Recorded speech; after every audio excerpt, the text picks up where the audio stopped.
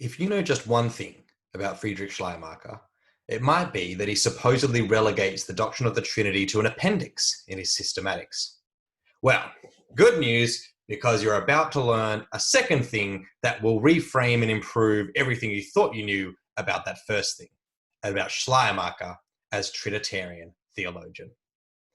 Welcome to the second and concluding week of the official Love, Rinse, Repeat series on the work of Friedrich Schleiermacher, Deus Ex Schleiermacher, Schleiermacher and the Trinity with Shelli M. Poe. This is Love, Rinse, Repeat, a podcast recorded on darkened young land by me, Liam Miller, he, him, his, a minister in the Uniting Church in Australia. My guest today, the aforementioned Shelli Poe, is a visiting professor at Iliff School of Theology and theologian in residence at Safe Harbor United Church of Christ, Clinton, Missouri.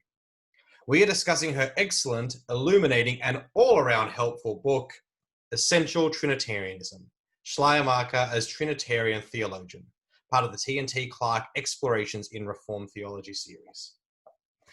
Shelli also edited the volume Schleiermacher and Sustainability, and is authoring the forthcoming The Constructive Promise of Schleiermacher's Theology, which is part of Bloomsbury T&T Clark's series Rethinking Theologies.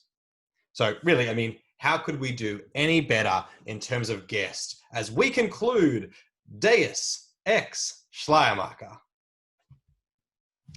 Shelli Poe, welcome to Love, Rinse, Repeat. Thank you. I'm happy to be here. So we're today we're going to talk about your book, Essential Trinitarianism, Schleiermacher as Trinitarian Theologian with T&T Clark, part of their Explorations in Reformed Theology series. But maybe just before we get specifically to the book, like, I guess what started you being interested in Schleiermacher? Like, you know, why write about Schleiermacher? You know, isn't he, if I'm listening to the right people, isn't he the problem that we're all trying to, undo? Like, didn't he set us on, wouldn't have Barth been able to write only like 2 books if he didn't have to deal with Schleiermacher? Like, why Schleiermacher, I guess, as a broader topic before maybe particularly, entering this particular project about his Trinitarianism? Yeah, your comment reminds me, I had a friend at UVA where I did my Ph.D. work, and she said, oh yeah, Schleiermacher's great. Without him, we wouldn't have had Bart. Okay. That's great. But so I went to Princeton Theological Seminary for my Master of Divinity and had a great experience there, learned a lot. But as you know, it's a bastion of Barthian studies. And so I was sort of introduced to Schleiermacher from the back end, as it were. I heard all of the the stories about Schleiermacher and all of the bad things that he did and contributed to for the next 200 years, and how Bart set him straight and all of that sort of thing. So I love an underdog, and so being at PTS for 3 years made me think, you know what, maybe I should actually read Schleiermacher and see what he has to say. I tried to take a Schleiermacher seminar actually with Bruce McCormick, but it didn't fit into my schedule. So when I got to UVA for my PhD work, I thought, I'm gonna read Schleiermacher, and there was a course being offered by Paul Jones there. And what I discovered was, like, lots of the things I had heard were not true. If you actually read him carefully. So that was part of my my intellectual history that led me to Schleiermacher. The other part is that, Trinitarian studies have been growing, and there seems to be an increasing sense that we need to think the doctrine of the Trinity again, and see what might result from thinking a little bit differently about the Trinity. So when I had Schleiermacher, who relegates the doctrine of the Trinity to an appendix, and then, this interest in Trinitarian theology, I thought I would bring the two together and see what we couldn't see if we read Schleiermacher charitably and with the Trinity in mind. Yeah, that's great. And I think it's interesting that you said that there about how, like, we're in this time where we're like, we need to maybe rethink the Trinity or think, rethink how we think about the Trinity. And kind of what you point out really is, like, Schleiermacher's like, that appendix, even if just taken on its own, is kind of very much the call to do that, right? It's like, hey, maybe we should maybe we need fresh work here. Far from like, oh, we should just forget all this off to the side. It was almost that call of like what's going on now. Like, maybe we should just, actually think this again from the ground up, or see what can come once we kind of clear away some of the baggage. Yeah. And, reformers had done it before him, but, he's a couple hundred years later and says, look, we still don't have a Protestant reformulation of the Trinity. Can we do this? And so he says he lays out some preliminary steps of his own. And I think that call is now, being heeded by contemporary thinkers. So the book then, so as you say, you've got this, you want to read Schleiermacher, and you're aware of this kind of call, this rethinking of the Trinity. So as you kind of start to form this book together, I guess, what was your, the overall hope of the book that when this gets put on the shelves, what are you hoping this maybe achieves, in light of both of those kind of interrelated conversations? Yeah. So I want people to walk away from the book thinking, wow, Schleiermacher is actually a lot more faithful to Christian traditions than I thought he was.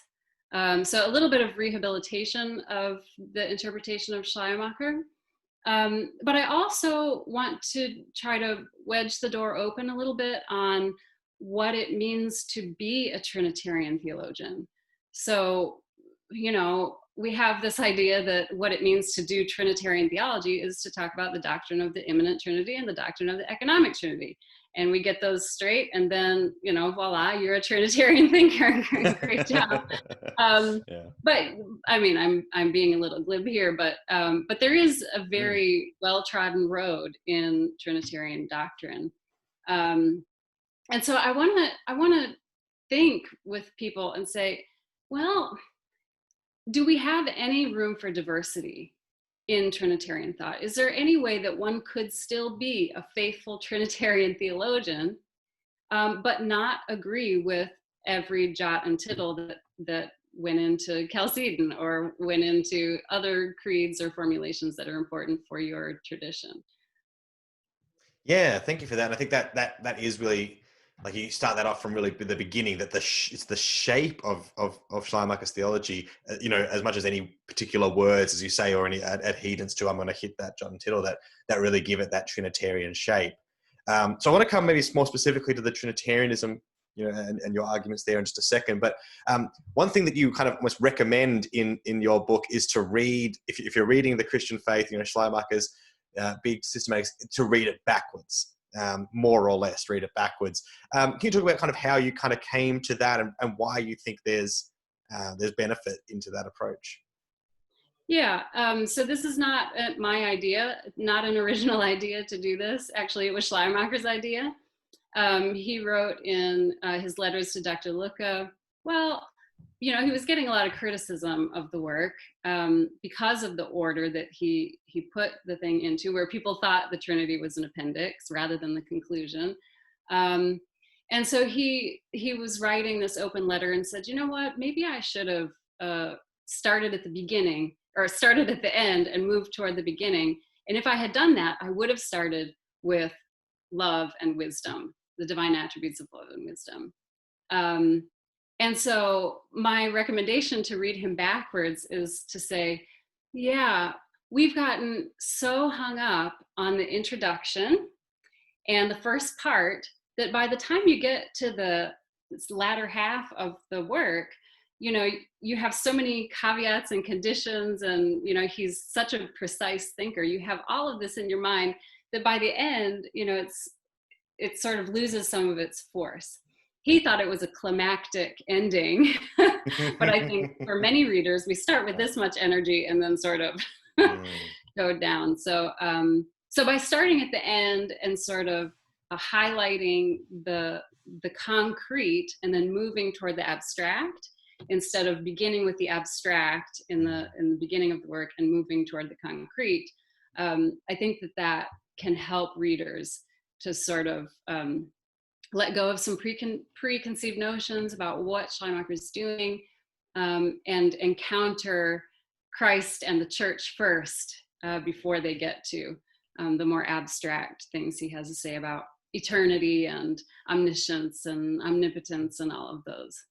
Yeah, I think that's really helpful. And it probably does get away from, a lot of the time it's basically just like, okay, you just basically read the start of it because it's the method that is the important thing. Mm-hmm. And then, and whatever else he actually has to say about constructing a systematic theology, that's, by the by. But yeah, so I think that you're right, that helps. And often in that those later bits on love and wisdom, it's, it is quite precise and concise, but you can get to like, oh, wow, that's a bold statement. But as you say, I kind of mentioned to you when we were setting up this interview that I'd been like part of a little Schleiermacher reading group online, and we've been reading those love and wisdom sections, and we just kept making jokes of like, like in any other person's hand, that's like just a very reformed, within the bounds of confessional theology statement kind of thing. It doesn't like, way less surprising stuff, or that you'd be like, oh, such a lib, you'd be like, there's a lot more there that's like, oh yeah, that could see that being said by a bunch of people. Just said very well here.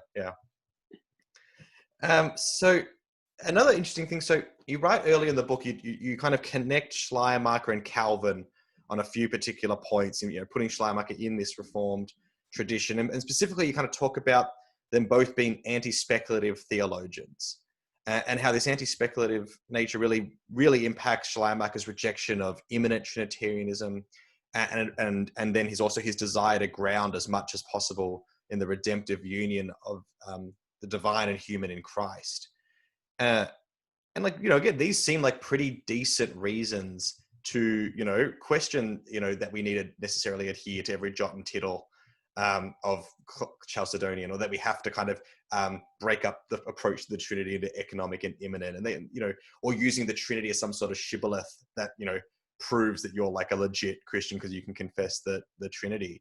So can you just talk a bit about, that connection that you draw between Schleiermacher and Calvin, and the and around that anti-speculatism? Yeah. So sometimes when people want to criticize Schleiermacher's work on the Trinity, they want to say, oh, he just throws it out, he just throws out the doctrine of the Trinity, and it's an appendix, and he doesn't even deserve mention, this sort of thing. And they don't, I think, take heed of the reasons why Schleiermacher is critical of the doctrine of the immanent Trinity as he has received it. So what I'm doing in that Calvin Schleiermacher chapter is to show that actually Schleiermacher isn't just being extra modern and just throwing things out willy-nilly. He actually is part of a Reformed tradition that wants to think, at least with Calvin, very carefully about the bounds of theological knowledge. So having some kind of theological humility to say, okay, how do we make theological claims?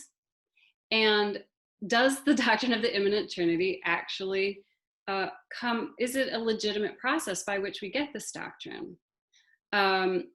So he'll look at the big thing, reason, experience, tradition, scripture, the good old Wesleyan quadrilateral. He's going to use all of that. But then he's going to say, well, is the doctrine of the immanent Trinity actually clearly presented in those sources? Well, it turns out New Testament, not really. Hebrew Bible, definitely not. Reason, no, we're not doing natural theology. Experience, well, we certainly get a lot in the Christian church about Christ and the Spirit and creation, but no talk of hypostatic, processions and the derivations of the Father and the Son. So he's going to say, well, I think the Christian faith would be the same, even if you didn't have the doctrine of the immanent Trinity. And that's that sort of speculative nature, that your practice of Christian faith does not need to have to do with God as God would have been had God not been the God God is. right? Yes. Yeah. I mean, that's what the doctrine of the immanent Trinity is about for Schleiermacher, is trying to think about what God would be like apart from creation, which he thinks just has nothing to do with us. And it's impossible to think that way anyway, unless you get clear instruction in Revelation, which we don't have.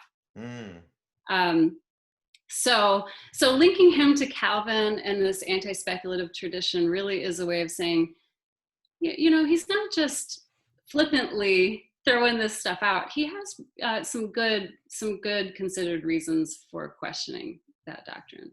Yeah, and there's when you read that conclusion and you draw this out, he does point out there are some problems with the classic Trinitarianism that as much as people are trying to say, no, they're not there, or we can avoid it this way, he's like, no, it's there. It's very hard to get away from a subordination of the Son to the Father or other things like that. It's so that's, you're right. It's through that as well as through that, how much is it touched to our actual experience as Christians, our experience of redemption, which brings me then to, I guess, to the another interesting thing is that there's this kind of almost this pastoral reasoning behind Schleiermacher's positioning of the Trinity. You write, I've got a couple of quotes here that you write, the great mystery of the Christian faith ought to be the fact of the divine good pleasure toward creation rather than a set of conceptual difficulties. And you also write, in part, Schleiermacher concludes rather than begins with the Trinity because he wants to show how one might maintain the essential aspects of the doctrine of the Trinity without espousing it in its traditional form. And, I've worked in churches, I've preached sermons, and, nothing gets people either tuned out or confused or worried as much as bringing up, let's talk about the Trinity, and because it is, and so Schleiermacher in some way saying look, no, you can have a vibrant Christian faith and a robust Christian ethic, and we can have the church and we can have all this, and you don't have to worry that you can't remember how many O's and U's and humuses, whatever it is, it's what should matter is what we experience in that divine good pleasure, and not what we can cognitively wrestle with in terms of this as what God would be without creation. Yeah, I think that's really nicely put, that it's a pastoral concern. We know Schleiermacher as the founder of modern theology, but he was also a pastor of a church and a chaplain at a hospital, and was mingling with folks who were not in the church, the cultured despisers who were his best friends. And so, I think thinking about it pastorally there is right, that he's trying to make it possible for people to see the Christian faith not as a series of intellectual problems that have to be overcome, but as a deep and profound faith about who God is, that God is love, and that is the true mystery of faith, and not we've got three hypostases, which really, in Latin would be subsistences, which in Aristotelian, means this, and this is how they're related, and all of this stuff, which normal Christians are just like, what is going on? It doesn't make any sense. And even, I think among scholars, it's not as though everyone has a clear grasp of the doctrine of the immanent Trinity. I think it's pretty widely recognized that what we have in Chalcedon is not a clear explanation of the doctrine. We have a set of grammatical rules for speaking about Trinity. We don't have a clear description of what it is. So I don't think it's just normal Christians who are to blame here. It's also scholars who will not be able to explain it, clearly. So to me, I think reading Schleiermacher, the great mystery of our faith ought to be how could God possibly love us the way God does? Or what great wisdom God has in creating the world this way, or how is it that we can extend and receive grace? What if those were the great mysteries of our faith, and not how can we say three in one? Yes. You know? Yeah, totally. I'd much rather listen to, people come up with good analogies and for the depth of the great love or the reception of grace than, I don't know, fidget spinners somehow representing the Trinity. I haven't heard that one. Oh, good, you're lucky. Well, you've started to mention love and wisdom, and this obviously is a key part in building your argument, in that Schleiermacher talking about the divine attributes of love and wisdom, and in your argument, causality, take a Trinitarian form, in their interrelatedness and interdependence. And indeed, you also use them as a kind of maybe a little way into pushing back on some of Schleiermacher's aversion to personhood language, and that maybe he could almost do it a bit more if he wanted to. So you have a quote in your reading of Schleiermacher: the divine essence is causality, love, and wisdom, and these three structures are mutually intertwined. God is causal activity in relation to the universe, which is motivated or directed by love and perfectly outlined by wisdom. End quote. Can you talk to us a bit about this reading and maybe perhaps how it does kind of overcome or sneak around some of those problems that Schleiermacher was observing with the way the immanent Trinity had been given to him? Yeah. So what I'm offering is really, I'm calling it the doctrine of the essential Trinity, and it's derived from Schleiermacher's work.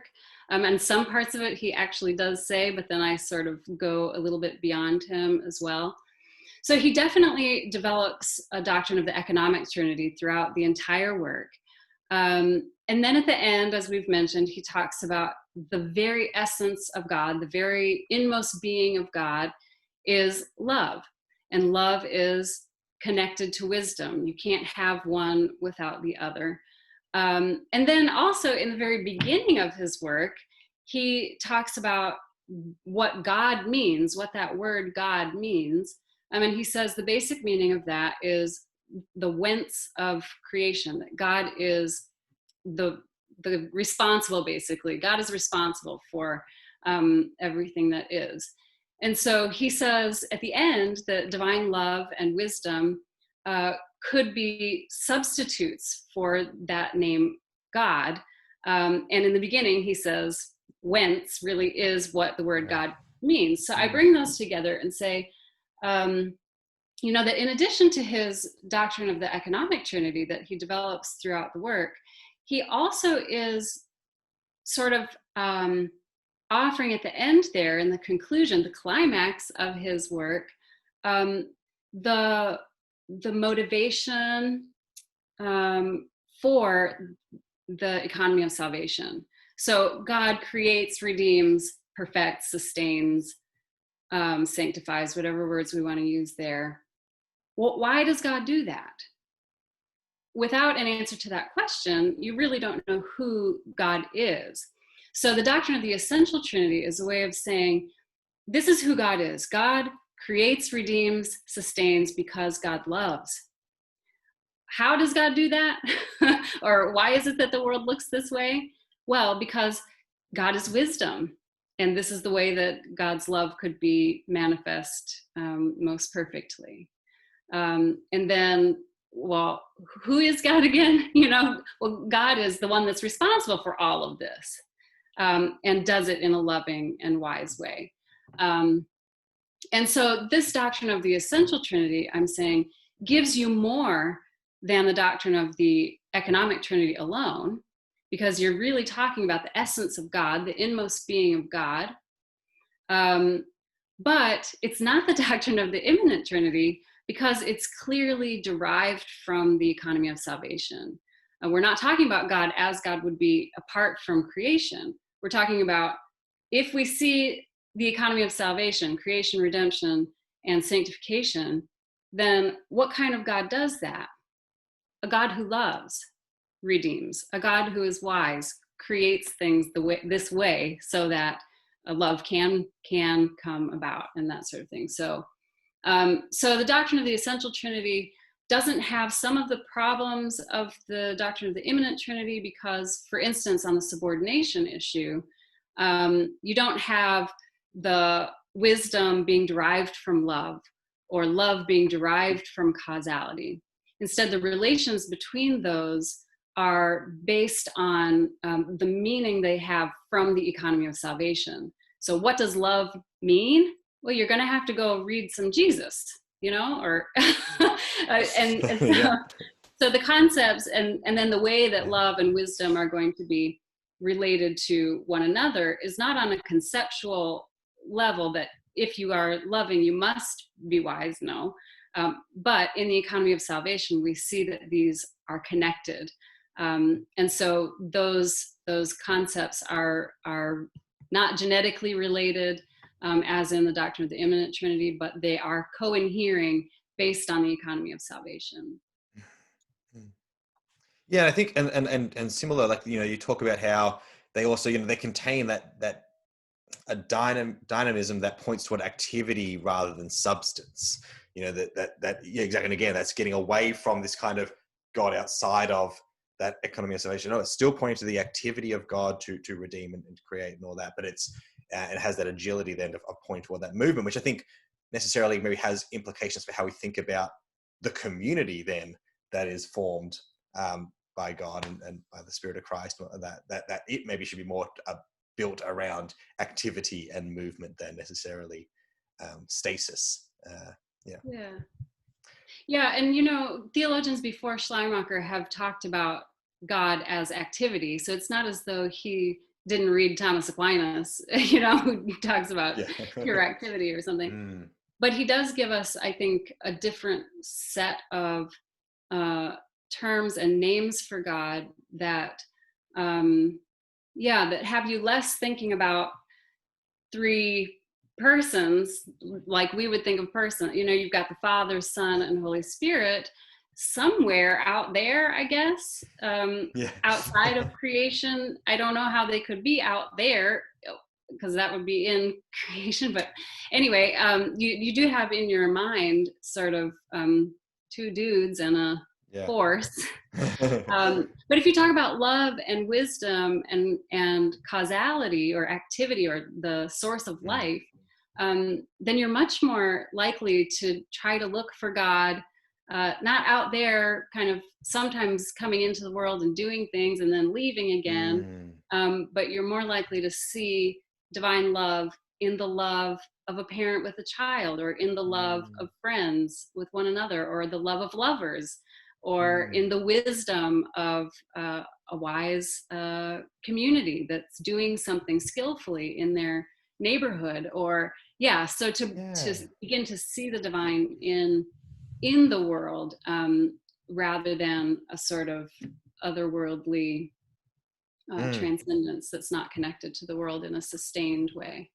I think that's helpful too, because even we so quickly fall into if you take that creation, redemption, sanctification or sustaining or whatever it is, it's so easy to be like, okay, well, God the Father is the one who creates, Christ is the one who redeems, and the Spirit's the one. It's just so quick that even when we think of the way you hear often benedictions at the end and blessings at the end of a thing, you kind of assign that. But again, if you're thinking, well, all are involved, if it's love and wisdom and causality, it's like you're not like saying one agent of that, one person of that is responsible for one of those, and thus in some ways, thank God that Jesus came along, because before that we didn't have the grace and the things like that, and you get into a whole lot of problems. And in this way, yes, you can see much more of all of God involved in all of the economy of salvation in that way. So the doctrine of appropriations is out, and that really, I think, it does exactly what you said. It allows for people to see that the whole God is there at creation, and the whole God at redemption, and the whole God in sanctification, and that you can't sort of separate out the activities, or we have perichoresis then firmly entrenched in the mind, rather than perichoresis but also doctrine of appropriations. Well, okay. Yeah, I'm wondering, and this is I'm trying to form this question on the fly, and it might not work out, but I'm thinking about we, as you say, all of it's there at the creation, and we're getting away from that appropriations. Then, how that potentially changed. Reading all of Scripture, both New Testament and Old Testament Hebrew Bible, and thinking about it all being much more like not as much of a shift. And then I'm thinking about, one of the often leveled critiques of Schleiermacher is the treatment of the Old Testament of the Hebrew Bible, or treatment or dismissal or ignoring of, I'm not sure like what word to put in there, and whether this like almost whether Schleiermacher was fully aware of it, or like, that this potential for really transforming the full reading of Scripture. Yeah, that's an interesting question. He definitely is critiqued rightfully for his treatment of Hebrew Bible and Judaism, calling it a dead religion and all of these horrible things to say. And, there are things we can say about his context that would help us understand why he said that sort of thing, that many of his friends were Jewish, and that's what they were saying about their own tradition. Of course, you can say something about your own family that you don't want other people to say about your family, You can identify your own crazy uncle or whatever, but you don't want other people to point him out for you. and put it in print. Yeah. Right. Yeah.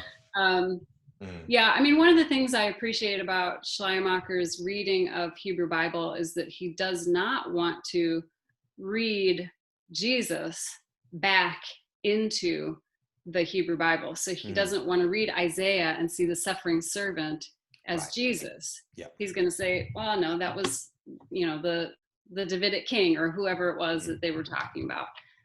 But it wasn't Jesus. And so by rejecting the doctrine of the immanent Trinity and its connection with the doctrine of the economic Trinity, he really is able to get away from some of that supersessionist taking over of the Old Testament and bringing it into the New. And instead, he gives the Hebrew Bible its own integrity. So for all of the bad things that he says about Judaism and Hebrew Bible, he does at least allow readers to give the Hebrew Bible its integrity and read it maybe as Jewish people would have read it, not through Christian lenses. Yeah, I think that's helpful. Thank you for that. So obviously we've been centering a lot on the early part of your book and the later part of the Christian faith. But if you want to talk about Schleiermacher, I guess eventually you have to kind of start thinking about God consciousness and this whole idea that he starts to develop that. We again in that Schleiermacher reading group, I mean, we were talking one time if he had come up with a different term that sounded more pious, would like how much would have the reading of Schleiermacher changed if he had just like called it faith? I don't know, like or something. Yeah. Like if you just kept it a bit more simple, so it didn't sound as outside of the realm. But anyway, so you got to talk about God consciousness. But I think it's really interesting how in the third part of your book you kind of address this idea directly with a particular attention to Schleiermacher's aversion to anthropomorphism. So can you talk to us a little bit about this connection and how maybe this emphasis on God consciousness and the feeling of ultimate dependence links to the classic Reformed focus of salvation by grace alone? Yeah, I do leave God consciousness to the end. And I'm just pushing back on the literature that's so consumed with God consciousness. And it is, of course, a very important concept. And it's foundational to what he's doing. But it's important, I think, to realize that he derives that notion of God consciousness from one's reception of redemption in Christ and the Spirit. So God consciousness just means an immediate awareness of one's absolute dependence on God. And if you break that down in the economy of salvation terms, then what that means is in creation, you didn't do anything to get here. You're absolutely dependent on God for your part in this world. And creation indeed as a whole is dependent upon God for its existence and sustenance. Then you look at Jesus and you say, Christ is, for Schleiermacher, the one that the entirety of creation up to that point was preparing for. And God had this, going from the beginning, that Christ was to be there in the center. And again, this was an act of grace.